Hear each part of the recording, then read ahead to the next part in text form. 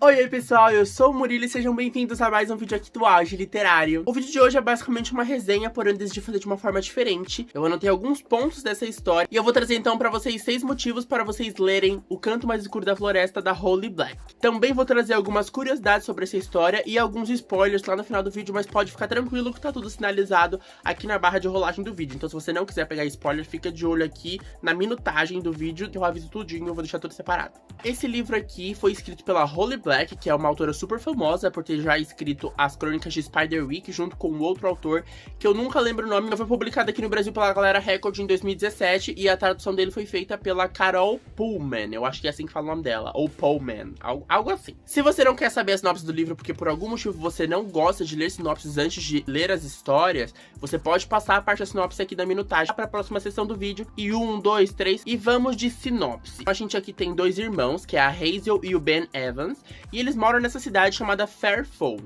Nessa cidade é uma cidade bastante peculiar porque os humanos coexistem com o povo das fadas. E essa cidade é uma cidade que se tornou turística justamente porque esses humanos moram nessa cidade junto com as fadas. Então as pessoas vão lá pra ver o que rola, vão visitar o meio das florestas, que é onde as fadas vivem, aí acontece umas coisas meio bizarras. Aí tem gente que desaparece, que some, gente que aparece morta. E aí o que acontece é que a Hazel e o Ben, eles vivem nessa cidade desde que eles nasceram, então eles já são muito acostumados, né? O povo da cidade é muito acostumado a viver com as fadas, apesar de viverem em condições relativamente precárias e quase que de terror, porque uma coisa que os humanos passam aqui nessa história é um pouco de medo e terror com algumas coisas que rolam em relação às fadas. Então é uma população que vive constantemente com medo das fadas. Mas a Hazel e o Ben, desde que eles são muito pequenos, eles adoram esse clima da cidade. E nessa cidade tem uma floresta, e nessa floresta existe um caixão de vidro, e dentro tem um menino de chifres e orelhas pontudas que está adormecido já fazem décadas, muitos anos. Acontece que eles criam essas histórias, eles vão lá no meio da floresta, sentam perto desse caixão de vidro onde esse menino tá adormecido e ficam criando histórias de quem ele é, quando ele acordar o que vai acontecer, né? Eles chamam ele aqui, por exemplo, de príncipe, falam que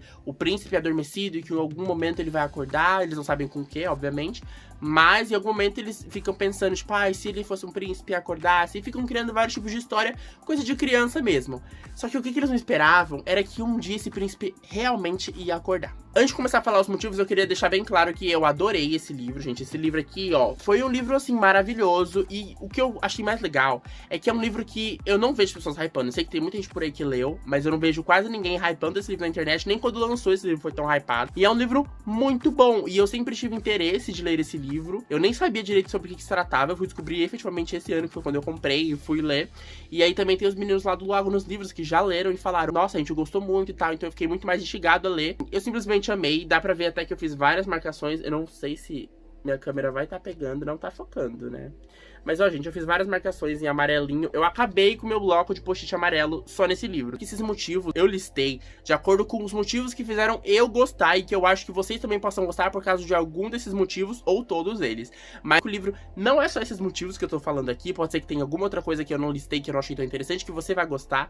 Então é aquilo, né? A experiência de leitura é sempre muito relativa. Por mais que você não ache que tem alguma coisa aqui que tem a ver com você, pode ser que mesmo você lendo, você ame esse livro por qualquer outro motivo ou que você não goste, e também tá tudo bem. E vamos começar com o primeiro motivo. Esse livro possui fadas perversas e cruéis. Eu mencionei nessa sinopse pra vocês que esse livro, então, a gente vai ter aí a aparição de fadas. Só que as fadas que existem aqui não são as fadas que a gente tá acostumado a ver. Então você não vai ver uma fada boazinha que ajuda os humanos e que faz qualquer esse tipo de coisa padrão de fadas do bem. As fadas, elas são perversas e cruéis. E quando eu digo perversa e cruel, é uma palavra tão não usada pela gente que fica até um pouco caricato.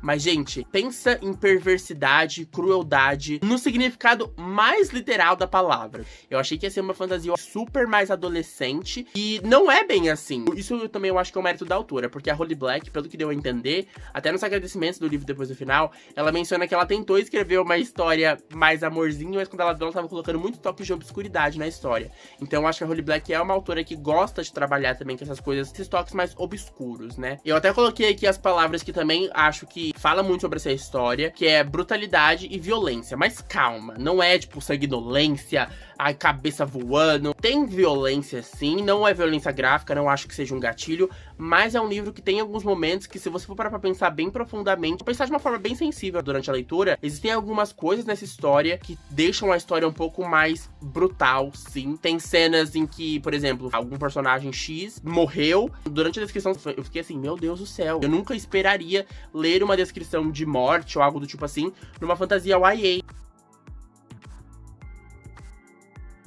Eu não sei se sou eu que sou emocionado, ou se realmente a autora pega um pouco mais do lado obscuro, o que eu acho super legal, porque não é uma história adulta, mas ela tá quase beirando ali um pouco da história adulta. Eu achei isso bem interessante. O segundo motivo é que essa história dá uma imersão sensacional nessa questão de universo mágico e tal. Porque aqui a gente tem um ar de conto de fadas misturado com lenda urbana e misturado com suspense. No começo da história, quando a gente já começa a ler o livro, você sente que o livro tem uma tensão, ele tem um certo suspense ali.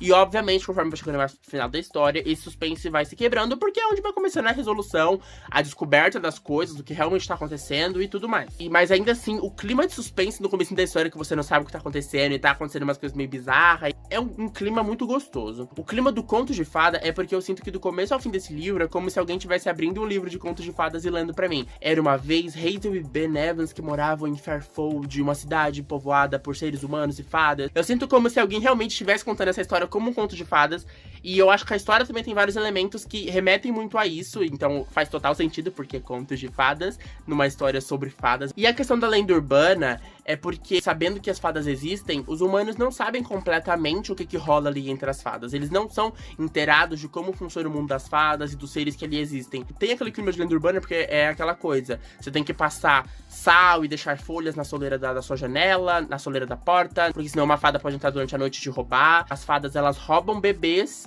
e trocam por bebês fadas, que eles chamam de changeling. É meio que roubar o bebê humano e deixar um bebê fada no lugar exatamente igual, como se fosse um clone do seu filho, só que é um filho fada. E aí as fadas jogam maldição em humanos, e tem uns seres meio bizarros que vivem na água. Você não pode sair tal hora da noite, porque senão você pode nunca mais voltar. Você pode ser pego pelos fulanos, pelas criaturas fulanas. Enfim, é literalmente uma cidade que meio que vive por lenda urbana. E eu acho que isso, inclusive, é um dos fatores pra cidade ser turística na história. Que é uma cidade com um clima de lenda urbana. Como se alguém falasse que, em tal cidade tem pé grande. Aí as pessoas vão naquela cidade só pra tentar encontrar o pé grande, sabe? Fairfold é quase isso. O terceiro motivo é porque a nossa protagonista, a Hazel Evans, ela é uma mulher, né? Uma protagonista feminina e totalmente empoderada. Eu conversei com algumas pessoas não curtiram muito a Hazel, acharam ela meio sem graça e tal. Eu não vi assim, eu gostei bastante da personagem. Não sei se vocês vão achar isso também, mas eu gostei dela porque ela pode parecer um pouco chata em alguns momentos, mas eu sinto que isso tem uma justificativa na própria história. Se vocês lerem, vocês vão entender, eu não posso falar mais que isso, porque se eu falar mais que isso, vai ser um spoiler. Mas ela tem um motivo, uma justificativa pra ser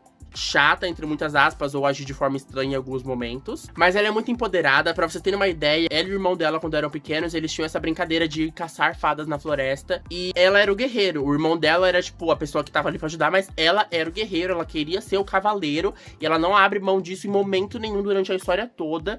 E não tem esse negócio de ela ser salva, porque contos de fadas, geralmente, a gente tem esse paradigma de que a mocinha vai ser salva pelo príncipe ou por pessoa X.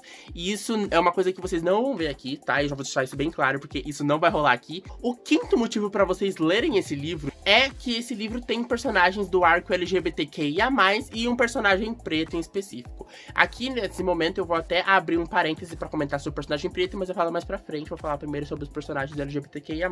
Uma coisa que me surpreendeu muito, porque eu não esperava que ia ter personagem LGBTQIA+, ou preto nessa história, e principalmente personagens que têm um papel importante na história, tá? Mesmo vocês não sendo protagonista ou algo do tipo. O Ben, que é o irmão da Hazel, que tecnicamente ele é o protagonista, mas ele fica ali embaixo da Hazel. A Hazel é a protagonista principal, digamos. O Ben, ele é um personagem que é gay, então isso é bem legal, e eu não esperava realmente isso nessa história. A Hazel, não é muito falado sobre a sexualidade dela em si, mas tem alguns momentos ali que ela pensa algumas coisas, em que ela toma algumas atitudes que a gente fica assim, sei lá, hétero ela talvez não seja, porque olha isso aqui e tal. Isso não fica totalmente explícito, mas pelo que rola na história, eu acho que é uma personagem bissexual ou pansexual. E a questão do personagem preto é um personagem chamado Jack, é o Jack Gordon, que ele é um changeling. E o Jack é um personagem preto, o que eu acho bastante legal, porque assim, aí você pode virar e falar pra mim, tá, mas ele é um personagem preto, mas ele não tem nenhum papel de protagonismo nem nada. Realmente, ele não é o protagonista dessa história, mas quem já leu vai concordar comigo que ele tem um papel relativamente importante na história, sim. Poderia ser um personagem protagonista principal da história preto? Poderia. Mas,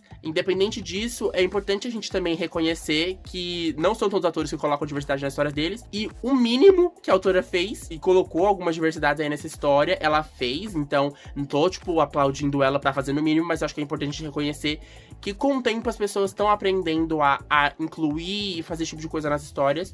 E isso é bem legal, ainda mais vindo de uma autora branca. Porque também não é porque existem autores pretos ou autores da diversidade, da LGBTQIA+, e tal, escrevendo personagens desse tipo, que a gente tem que totalmente anular outros autores que sejam brancos ou que não façam parte do arco, mas que também estão tentando fazer a parte deles, né? Mas o que rola aqui em relação ao Jack, que me deixou mais feliz em relação a essa representatividade preta dele, é que ele não só é um personagem preto, quanto ele é uma fada. Então, assim, a gente tem uma fada preta, o que não é nem um pouco comum para os padrões de fadas, seja em livro, seja em filme, seja para o que for. Ele tem o cabelo cacheado também. Eu tô falando isso porque a autora descreve isso já no comecinho do livro. Ela também não usa aquele monte de adjetivo pra tentar embranquecer ao máximo o personagem, ou descreve coisas óbvias como a pele dele é preta, a pele dele é escura, ou os cachos, não sei o que, de forma diferente, meio que pra tentar maquiar que aquele personagem é o que ele realmente é. E não só isso, o que eu achei também muito interessante é que a autora não se preocupou só em fazer o personagem ter a pele preta pra falar que tem um personagem preto na história. Ela trouxe também um pouco, apesar de que pra alguns talvez seja um pouco caricato, seja um pouco estereotipado, o que eu não achei totalmente estereotipado, porque faz um pouco de sentido com algumas coisas que vão falar mais pra frente na história. Mas o personagem, por exemplo, tem uma cena em que ele aparece usando uma camiseta de um movimento negro, né, um movimento de música preta, que eu esqueci o nome agora, eu acho que é Afropunk, Festival Afropunk, se eu não me engano. E também tem uma outra cena em que vai ser mencionado aí um conto, né, meio que uma fábula, um negócio assim, tipo, essas histórias são passadas de geração em geração. E aí vai também ter a ver com esse personagem e ter a ver com uma comunidade preta em si, uma comunidade africana, preta e tal, eu achei super legal. Então mostra que o personagem não só tem a pele preta, mas a autora também pensou num background pra ele e da família dele, coisa do tipo. Então isso é bem, bem legal. Por isso que eu não achei que foi uma representatividade vazia, como alguns autores fazem. O quinto motivo pra vocês lerem O Canto Mais Escuro da Floresta é que, sendo bem sincero, eu esperava adolescentes fazendo coisas que eles não pensam pra fazer, e aí eu recebi algumas outras questões que foram muito legais, questões reflexivas e tal, e uma delas é esse quinto motivo, que é a questão de negligência parental. Que não sei se vocês sabem, mas negligência parental é meio que quando os pais negligenciam os seus filhos, seja de qualquer forma possível aí. Que é um ponto muito sério, porque a gente sabe que no nosso mundo real isso rola muito, e isso é uma coisa que até tá prevista, digamos, na justiça, tem vários casos na justiça sobre negligência parental, mas eu vejo que nessa história a Holly Black também trabalhou um pouco com isso, porque aqui a gente vê que a Hazel e o Ben, eles passam por algumas situações, já no começo do livro eu já achei um pouco estranho algumas falas, algumas coisas que rolam, mas conforme o livro vai passando, a gente vai descobrindo que a relação deles com os pais deles é uma coisa muito estranha, que muita gente acha que pode se identificar com isso, tá? Não sei se eu direi aqui que é necessariamente um gatilho, porque a autora não explora super profundamente, mas ela explora um pouco isso na história. Não acho que é uma exploração super aprofundada, então eu não acho que tenha potencial para engatilhar alguém em qualquer situação.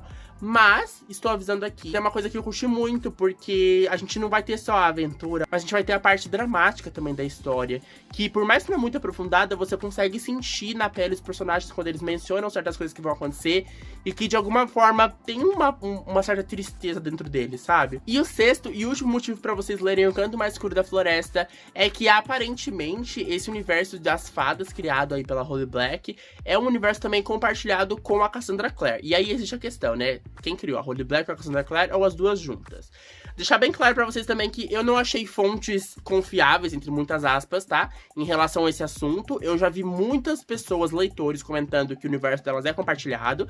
E aí eu fui conversar com o pessoal também que eu conheço, me passaram a informação de que aparentemente elas sim alegam que é um universo compartilhado, né? Pela descrição das fadas aqui da Holly Black, eu não acho que sejam exatamente as mesmas fadas da Cassandra Clare. Eu acho que elas compartilham esse mundo das fadas, mas de forma mais interna entre elas. Eu acho que uma deve ajudar a outra a desenvolver as fadas delas, mas não é exatamente as mesmas fadas, tá? Eu não sei se no futuro dessa série da Holly Black, ou se no futuro lá dos Shadowhunters vai aparecer alguma fada que vão dividir as histórias.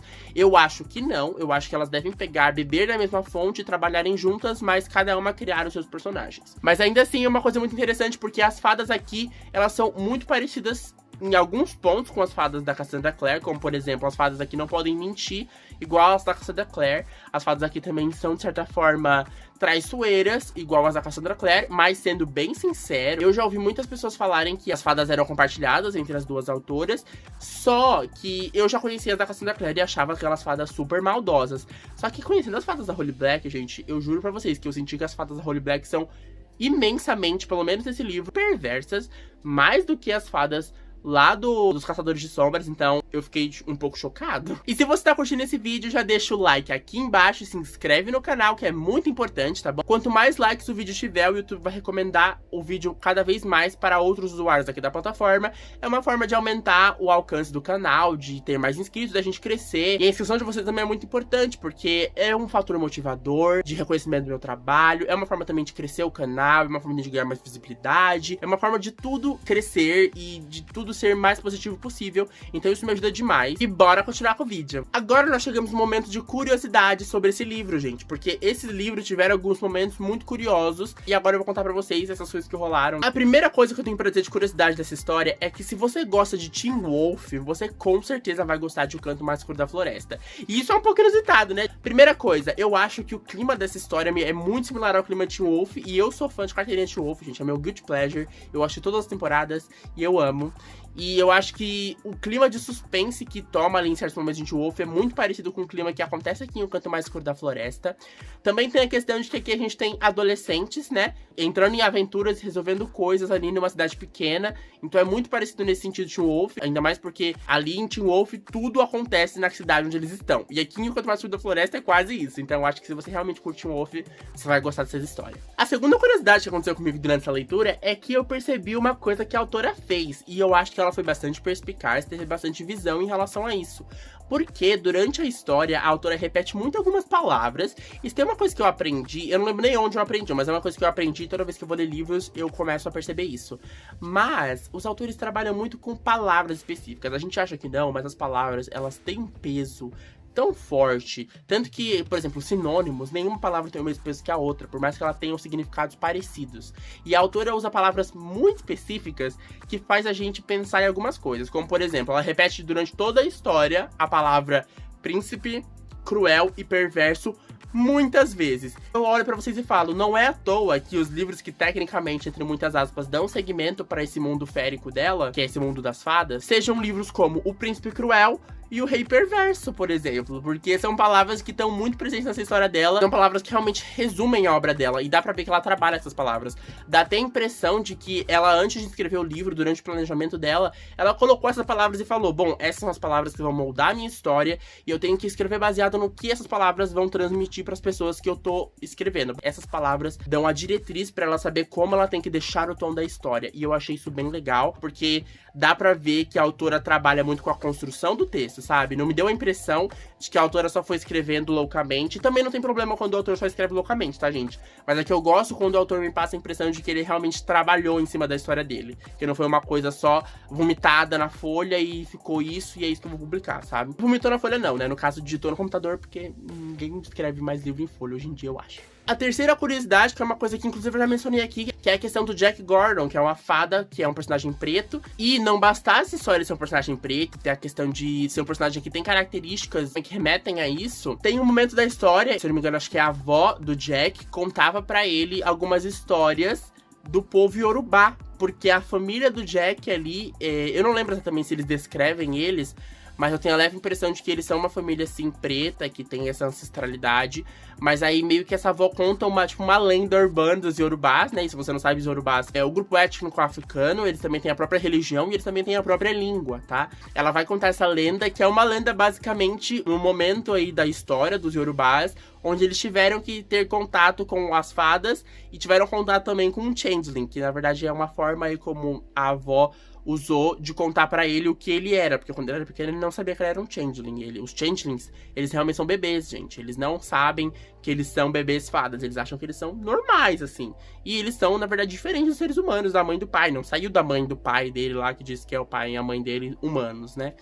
E eu achei bastante interessante, por quê? Porque não tinha necessidade da autora explorar isso, e aí é onde eu também reforço a questão de que você pode colocar um personagem preto na sua história e não dar nenhum background pra ele, mas a Holly Black pensou em dar um certo background pra esse personagem, e a gente percebe que ela tentou sim trazer uma diversidade que pode não ser a diversidade mais perfeita do mundo, mas ela sim importou em trazer isso, porque ela simplesmente poderia não colocar nada de Yorubá aqui no meio, sabe? Não poderia simplesmente cagar pra isso, falar só que o personagem é preto e que o livro dela é personagem preto e ok. Então eu acho que isso foi bastante legal, assim, da parte dela e também, obviamente, da parte dos leitores, pra gerar identificação, ainda mais porque porque Jack não é o personagem protagonista, mas é um personagem bastante importante na história. Eu não tenho certeza, mas eu tenho a leve impressão de que no futuro pode ser que ele apareça em algum outro livro dela, né? Vamos ver. A quarta curiosidade que rolou comigo enquanto eu tava lendo esse livro é que tem um momento em que é citado um conto de fadas, que é um conto que existe no nosso mundo real, que é um conto de fadas escocês, que é o conto de Tamlin. E aí, eu nunca li Sarah J. Maas, só que eu sei que num dos livros da Sarah J. Maas, se eu não me engano, é em ACOTAR, que é a Court of Thorns and Roses, que é a Corte de Espinhos e Rosas, que tem um personagem lá, que é uma fada, que é chamado de Tamlin. Eu não sabia desse conto de fadas original que existe no nosso mundo, que é esse conto escocês, mas aí eu automaticamente já associei a esse Tamlin da Sarah J. Maas. E aí eu comecei a pensar, será que a Rose Black e a Sarah J. Maas são amigas e também estão compartilhando as fadas? Fiquei meio assim, o que tá rolando? E aí eu fui pesquisar e eu descobri que não, na verdade ela realmente criou esse conto, na verdade ela trouxe do mundo real pra história dela. E é basicamente uma história onde um humano, que esse Tamlin, no caso ele é um humano nessa história oficialmente, e ele se apaixona pela rainha das fadas, que é a Titânia. Eu tenho muita curiosidade de ler Sarah J. Maas, apesar de todas as polêmicas, eu não gosto de falar das coisas sem ter lido, então em algum momento eu lerei Sarah J. Maas e aí vocês vão saber se eu gostei ou não. Inclusive, deixem aqui nos comentários se vocês querem que eu leia Sarah J. Maas, talvez vocês me motivem a ler o quanto antes, talvez, não sei. Mas eu achei legal esse link aí, até porque por mais que não tenha sido uma relação direta com a Sarah J. Maas e com a história dela, foi uma coisa que eu aprendi porque eu não sabia sobre essa história do Tamlin. E aí teve a última curiosidade, que foi uma coisa assim, uma coincidência literária que rolou comigo, tá? E eu tô nomeando de coincidência literária, que na verdade é uma coisa que a Gi, lá do Abdução Literária, faz no canal dela, que é quando você tá lendo o livro e tal, e surge uma coincidência muito louca em relação a esses livros que você tá lendo, ou esse livro em específico, e ela chama de coincidência literária. Eu estou com o livro O Feitiço dos Espinhos, da Margaret Rogerson, se eu não me engano, que foi recentemente publicado aqui no Brasil pela editora Literalize. Eu tô muito com esse livro na cabeça, eu quero muito ler esse livro, a premissa me interessa demais, a editora tá fazendo um trabalho muito bonito em relação a esse livro, e eu tô bastante curioso pra saber o que tá rolando ali. Eu tô com esse livro na cabeça, e aí eu fui ler o Canto Mais Escuro da Floresta, e como ambos são fantasia, eu criei uma certa associação na minha cabeça, eu não sei porquê, sou doido. Só que aí não bastasse isso, eu comecei a imaginar a personagem protagonista do livro, a Hazel, como a personagem protagonista lá do Feitiço dos Espinhos, que se eu não me engano é Elizabeth o nome dela. Só que elas nem são relativamente parecidas, tá? A Hazel é ruiva, e a Elizabeth aparentemente é loira pela capa e tal, enfim. Só que eu imaginava muito a Hazel como Elizabeth da capa do Feitiço dos Espinhos. Só que não para por aí. Não bastasse isso, eu também sei que em O Feitiço dos Espinhos, a protagonista vai ter contato com uma espada ali, que é uma espada importante pra história. E a espada é quase que um personagem, porque a espada tem um nome e tal. E aí aqui, em O Canto Mais Escuro da Floresta, a gente também vai ter uma personagem que tem uma espada, que tem um nome, que é uma espada muito importante pra história. Então aí já tem a relação. Mas ainda por cima, não é só isso. Ambas as capas dos livros são quase da mesma cor. E olha isso aqui, gente. As capas são quase da mesma cor, é meio que um verde escuro, assim e tal. E detalhe, também tem os espinhozinhos aqui na capa, tá? Que no caso seriam os espinhos das rosas aqui, basicamente. E eu não tenho certeza se na capa do Feitiço dos Espinhos tem espinho, mas eu sei que tem os detalhes com espinhos dentro do livro, até porque o nome do livro é O Feitiço dos Espinhos. Tem mais um item ainda que foi uma coincidência que me deixou louco da cabeça, porque durante a leitura de O Canto Mais Escuro da Floresta, em vários momentos a autora menciona a palavra espinho pra descrever a Hazel, né? Que fala que ela é uma menina que tem muitos espinhos, que não sei o que, não sei o que lá.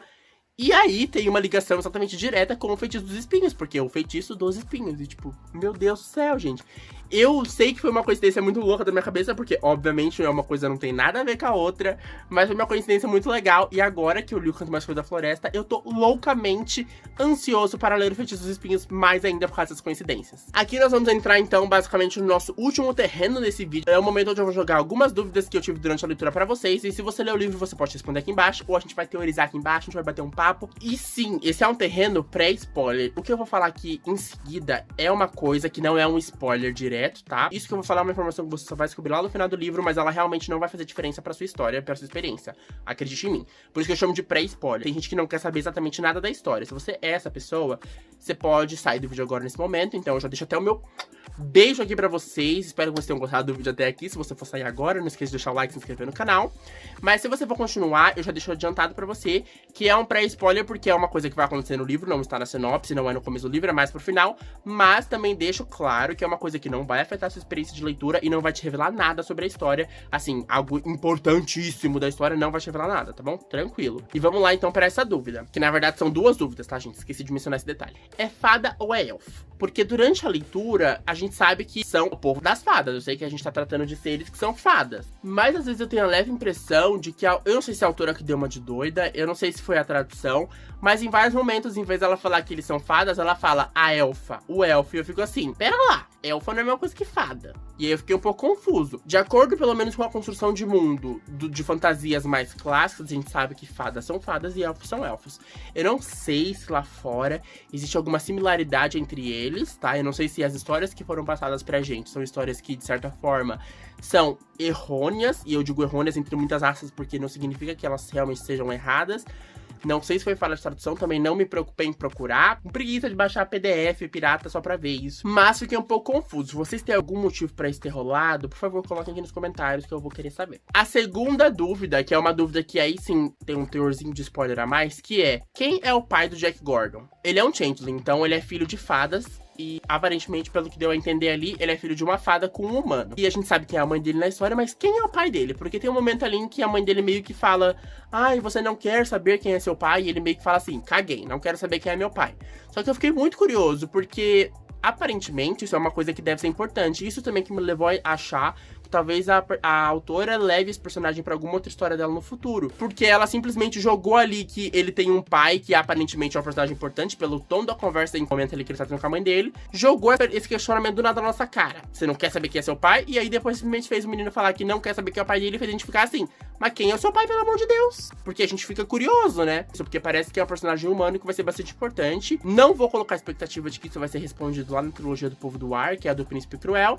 Mas se for, também ficarei muito feliz, né? E agora é efetivamente o momento dos spoilers. Então, realmente, se você não quer spoiler nenhum, você já deveria ter ido embora nesse momento, porque agora eu vou literalmente soltar assim, ó, pô. Só tem duas informações sobre essa história que eu acho que é muito legal de vocês saberem, né? Pra quem quer conversar com spoilers. Que foram coisas que eu curti muito durante a leitura e que eu gostei muito quando eu finalizei a história. Eu falei, nossa, que legal isso que a autora fez. E agora eu vou falar os spoilers. A primeira coisa que eu queria dizer aqui, tá? Porque são dois spoilers. Mas o primeiro spoiler, que é uma coisa que eu achei incrível. Não é uma coisa super inventiva, mas é uma coisa que não é recorrente em todas as histórias. Atualmente, em 2020, isso tá se tornando um pouco mais recorrente, mas ainda assim não é o suficiente. Eu vejo muitas histórias repetindo, entre muitas aspas, o clichê, tá? Porque quando a gente fala de clichê, também tem a questão de clichê para quem. Mas, de certa forma, também é uma história que não repetiu um clichê, que é uma coisa que me irrita um pouquinho, que é a mocinha protagonista terminar a história como par romântico do príncipe da história. Como eu disse pra vocês, aqui a gente tem uma história que trabalha um pouco, no meu ponto de vista, com esse ar de conto de fadas. Então, tudo aqui leva a entender que no fim da história, talvez a mocinha vai terminar com o príncipe. Apesar de que a gente tem ali uns contratempos, no qual a Hazel vai ali ter um relacionamento com o Jack Gordon, que é essa fada, o que me leva, inclusive, mais a crer que é um personagem que a autora vai explorar mais no futuro, porque ele se tornou meio que o namoradinho ali da protagonista. Então eu não acho que ele vai ser um personagem esquecido no churrasco. Mas, independente dela ter esse namorinho com o Jack, a gente fica muito com a impressão de que em algum momento ela vai querer, na verdade, ficar com o príncipe Severin, que é o garoto de chifres que tá adormecido lá no caixão, que é a fada que tá adormecida no caixão de vidro, que vai acordar durante a história. Porque, desde quando eles são pequenos, ela e o irmão dela, eles ficam criando historinhas de que ele é um príncipe, de que eles vão casar com um príncipe. Dá pra ver que rola uma disputinha assim, que um quer o que o outro quer. Eles ficam meio tentando disputar, meio que tentando conquistar o amor do príncipe Severin. E aí, no fim da história, não é a Hazel que vai ficar com o príncipe Severin, é o Ben. E eu achei isso muito legal. Porque pela primeira vez a gente vê um menino gay que vai terminar a história com o príncipe da história. Isso é muito legal. E eu falo pela primeira vez porque é a primeira vez que eu vejo isso num livro. Não sei se vocês já viram isso. Inclusive, se já viram isso em outras histórias, pode deixar aqui nos comentários também, que eu vou querer saber. Mas foi a primeira vez que eu vi isso num livro, tá? E o momento ali em que o Severin se entrega pro Ben e fala que ama ele, é um momento até cômico, que eu cheguei a dar risada. Mas eu achei muito bonitinho, porque em nenhum momento da história eu imaginei que o príncipe fada ia falar que ama o menino. E assim, o que é mais legal desse relacionamento deles é que em enquanto o príncipe Severin tava dormindo no caixão de vidro, ele escutava tudo que as pessoas falavam ao redor. E o Ben era um dos meninos em que sempre ia lá, sentava perto do caixão e ficava contando a vida dele, que ele tava triste, porque o Ben, no começo do livro, a gente vê que ele é um menino gay que fica tentando arrumar um namorado. O kit gay. Você nasce gay, você quer um namorado, uma pessoa pra você amar pro resto da sua vida. Só que ele tá muito triste porque ele nunca encontra a pessoa. Tipo, no começo do livro tem até um caso que ele conta que ele foi na casa do menino, né? Que era um menino que, tipo, um pretendente ali. E rola um negócio super bizarro. E aí ele contava tudo isso pro Severin e o Severin ouvia. E o Severin, quando ele acorda, ele fala pra ele, tipo, eu ouvia tudo que você me contava. E é muito legal, porque por mais que ele estivesse adormecido, durante grande parte da infância e da adolescência desse personagem do Ben, o Severin foi a única pessoa que ouviu ele nesses momentos tristes dele, dessas decepções amorosas. E o Ben não conhecia exatamente o Severin, mas o Severin conhece muito bem o Ben, porque ele ouvia tudo sobre o Ben. E eu achei isso muito bonitinho, porque o Ben, no momento que o Severin acorda, ele fica louco querendo achar o Severin, porque é meio que o amor platônico da vida dele, é o príncipe dele, né? Tanto que ele e a Hazel chama o Severin de o príncipe deles.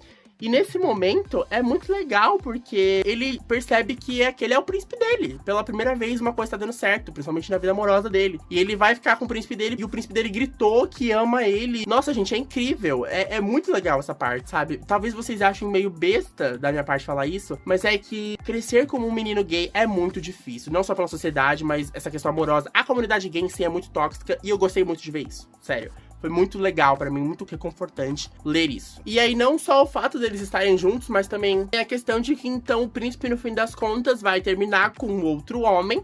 E aí a gente tem o fim da história, o fim de um conto de fadas, com o príncipe ele namorando com um outro homem e configurando uma relação homoafetiva. Eu achei isso muito fofinho, eu achei isso muito legal. E eu espero que, se vocês forem ler esse livro, vocês me contem tudo. E se vocês quiserem adquirir o Canto Mais Escuro da Floresta, vocês podem adquirir pelo meu link da Amazon, que vai estar aqui na descrição, tá bom? Eu vou deixar o link direto da página de compra desse livro, mas também eu vou deixar o link de compra geral da Amazon, no qual você pode comprar qualquer coisa na Amazon com o meu link.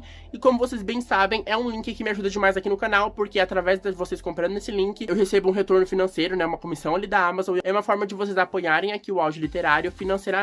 Também não se esqueçam de deixar o like aqui embaixo, que é muito importante. Eu já mencionei umas 3.000 vezes nesse vídeo que vocês têm que deixar o like, tá bom? E também se inscrever no canal, que é uma forma muito boa de vocês apoiarem meu trabalho aqui no YouTube. Um grande beijo e boas leituras!